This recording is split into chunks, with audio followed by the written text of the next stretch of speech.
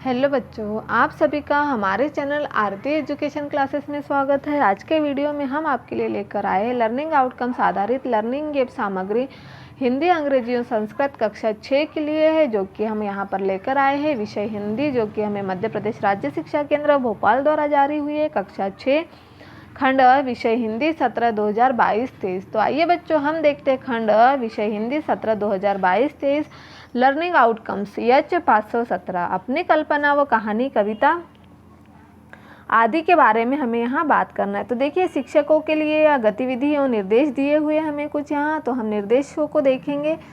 दी गई कविता को श्यामपट्ट पर लिखे और उन्हें पूर्ण करने लगाए। कविता को आगे बढ़ाए, जैसे घर अपना एक, बच्चे अपने यहाँ। तो इस कविता को आगे बढ़ाना है बच्चों के द्वारा। फिर देखते, शिक्षक किसी छोटी कहानी को लोक कथा के बीच बीच में कुछ शब्द छोड़कर लिखे और छूटे गए शब्द लिखकर कहानी को पूरा करे, जैसे काला भालू, सूरज, नींद, भूखा, भोजन, गिलहरी, मूंगफली आदि। तो एक जंगल में एक काला भालू रहता था। देखिए, हम आपको बता रहे हैं कुछ शब्दों का कहाँ कहाँ लिखना है। एक जंगल में एक काला भालू रहता था। सर्दियों में भालू बहुत दिनों तक सोता रहा। सूरज कई महीनों तक नहीं निकला। बहुत दिनों बाद सूरज निकला। सूरज की किरणें पड़ने पर बर्फ पिघलने लगा एवं तब जाकर भालू की नींद खुली। यह बहुत भूखा था। वह क्या था? बहुत भूखा था। वह भोजन खोजने लगा। उसे कुछ भी नहीं मिला। तभी एक पेड़ के कोठर में गिलहरी निकली। गिलहरी ने भालू से कहा, भालू दादा, क्या खोज रहे हो? भालू ने कहा, मुझे बहुत भूख लगी है। क्या तुम्हारे पास कुछ खाने को है? गिलहरी ने अपने कोठर से मूंगफली और खाने की अन्य चीज़ें ले आई। भालू ने उन्हें खाया। उसने गिलहरी की पीठ पर प्यार से हाथ फेरा। कहते हैं तभी से गिलहरी की पीठ पर 3 काली धारियाँ बन गई। गिलहरी देखी होंगी सभी ने। गिलहरी की पीठ पर 3 काली धारियाँ रहती है। तो यह भालू और गिलहरी की कहानी में भी दिया हुआ है। तो आइए, अगला है पाठ्य सामग्री। काली काली धारी वाली, पेड़ों पर चढ़ जाने वाली, चिक चिक गाने वाली, सबका मन ललचाने वाली, आंगन में आई गिलहरी, बच्चों को भा गई गिलहरी, कुतर कुतर कर मीठे मीठे, सारे फल खा गई गिलहरी। तो इस तरह से हमने यहाँ पर जो कविता दी थी उसे भी पूर्ण किया है। अब हम अभ्यास 1 देखते हैं। नीचे दी गई कहानी को आगे बढ़ाइए। एक कहानी दी हुई, इसे हमें क्या करना है? आगे बढ़ाना है।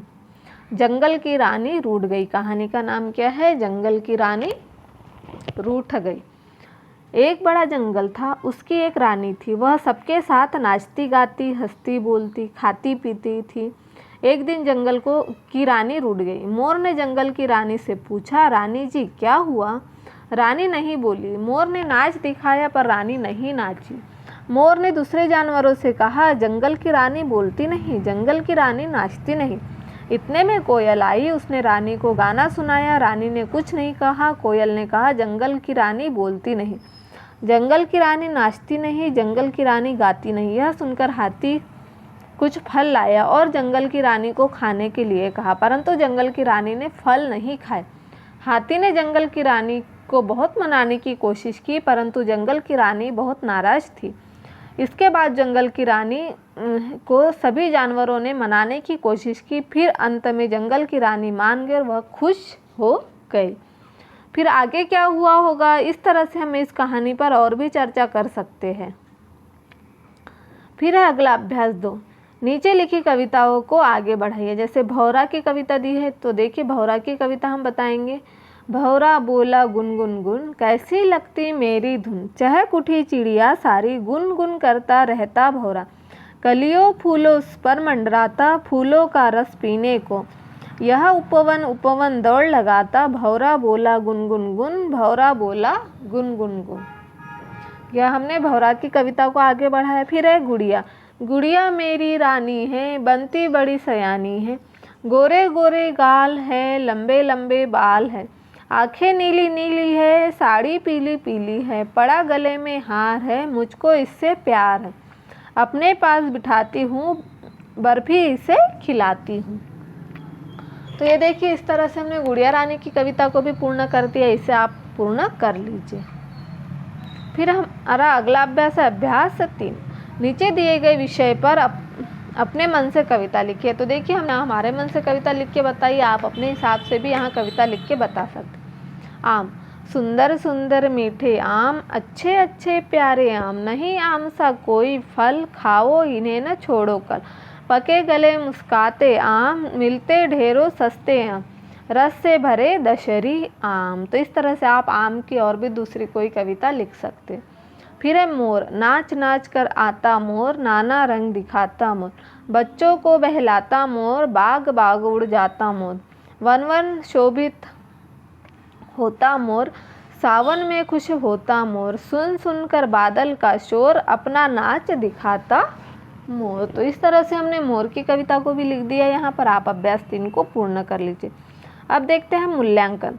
मूल्यांकन 14, अपने मन से एक कहानी लिखिए या स्थानीय लोक कथा को हिंदी में लिखिए। जैसे कहानी, ऐसा मिला छिपा खजाना। तो देखिए यहाँ पर, एक बार एक बूढ़ा व्यक्ति मृत्यु के कगार पर था।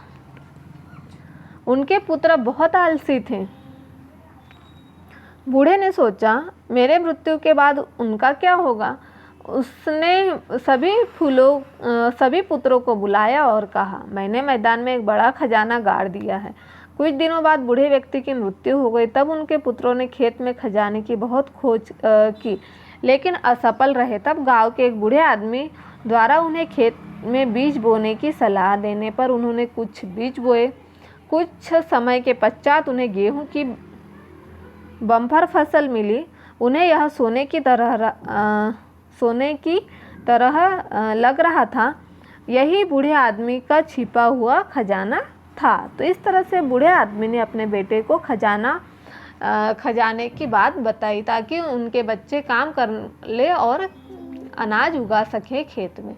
तो इस तरह से हमने यहाँ मूल्यांकन 14 को पूर्ण किया। इस तरह से यदि आपको हमारा वीडियो अच्छा लगा हो तो हमारे चैनल को सब्सक्राइब ज़रूर कर लीजिए और बेल आइकन को प्रेस करना ना भूलिए, ताकि आपको हमारे आने वाले वीडियो के नोटिफिकेशन मिलते रहेंगे।